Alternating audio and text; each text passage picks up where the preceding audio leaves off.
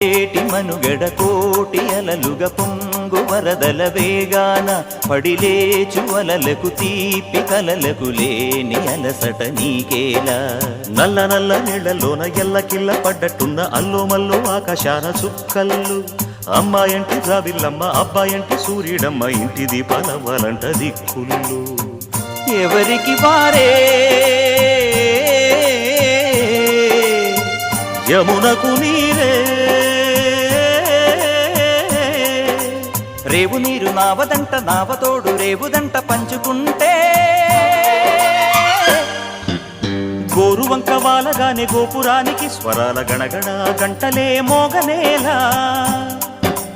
గోపబాలుడొచ్చినాక గోకులానికి పెదాల కిలకిల పువ్వులే